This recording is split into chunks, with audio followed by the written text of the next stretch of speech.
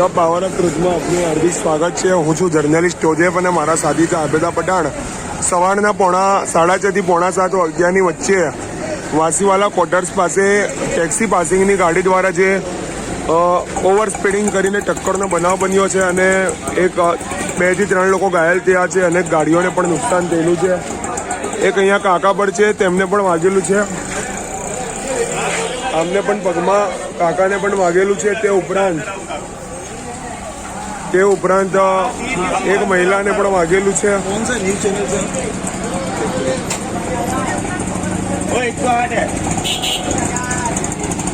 क्या बना था भाई? बनाव ये बना के वहाँ से रफ गाड़ी आई, ये लोग जा रहे हैं।